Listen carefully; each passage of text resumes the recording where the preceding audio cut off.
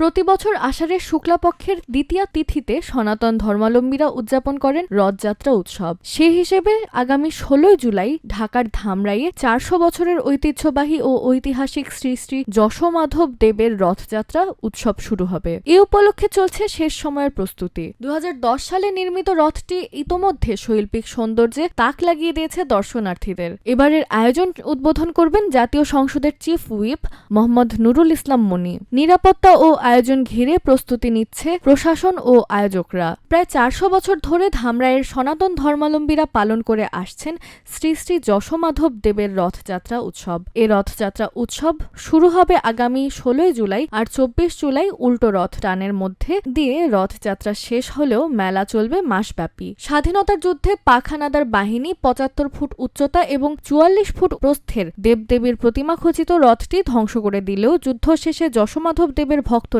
বাঁশ কাঠ দিয়ে নির্মাণ করে আর একটি রথ। পরবর্তীতে ভারত সরকার বর্তমান ৩৭ ফুট উচ্চতা ও ১৮ ফুট প্রস্থের কারুকার্য খচিত রথটি নির্মাণ করে দেয়। একদিকে রথ সাজাতে ব্যস্ত কারিগররা, অন্যদিকে মাঠে কাজ চলছে সার্কাস, বিভিন্ন দোকান নির্মাণের কাজ। সব মিলিয়ে ধামরাইয়ে আনন্দের আমেজ বয়ে যাচ্ছে। রথকে ঘিরে সকল প্রস্তুতি নেওয়া হচ্ছে।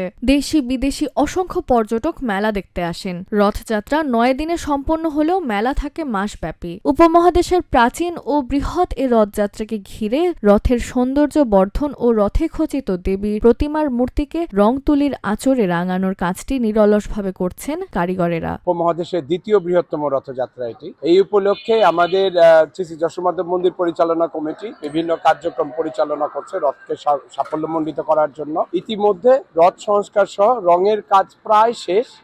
অন্যান্য আয়োজনের যে বাকি দিকগুলো সেগুলো মোটামুটি সম্পন্ন। আমরা রথে আসছি আজকে ১২ দিন যাবত।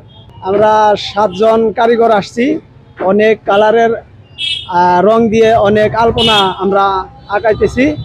আমরা কাজ করলাম হলো এটা গম্বুজের কাজ, লতার কাজ, তারপরে এই যে বিভিন্ন ধরনের কাজ করতেছি। শেষের দিকে অনেকজন সাইজ দিয়ে খালি ক্যালকাটা সাইজ দিয়ে খালি জানা হয়। আর এই রথে ঘিরে আমরা আইন শৃঙ্খলা রক্ষাকারী বাহিনী, রাজনৈতিক ব্যক্তিবর্গ, স্থানীয় শিশু সমাজ সবার সাথে সভা করেছি। ইতিমধ্যে আমরা সমস্ত ধরনের প্রস্তুতি সম্পন্ন করেছি। আমাদের ৩০০-র অধিক আইন শৃঙ্খলা বাহিনীর সদস্যরা বিভিন্নভাবে উপস্থিত থাকবেন, কেউ পোশাকে, কেউ সিভিল ড্রেসে। আপনাদের সবার সহযোগিতা কামনা করছি যাতে করে এই ঐতিহ্য ৪০০ বছর যাবত চলে আসছে, এটা এই বছর আরও বেশি সমৃদ্ধ হবে। আমরা প্রতি বছর এটা আরো সুন্দরভাবে পালন করতে পারি, সেই প্রচেষ্টা আমাদের সকলে থাকবে। শুধু সনাতন ধর্মাবলম্বী ভাইরা না, আমরা যারা মুসলিম সম্প্রদায়ের লোকজন আছে তারা প্রত্যেকে এটাকে আমাদের নিজেদের উৎসব বলে আমরা মনে করি এবং এটার নিরাপত্তার জন্য আমাদের এই এলাকার সর্বস্তরের জনগণ এইখানে সম্পৃক্ত থাকেন।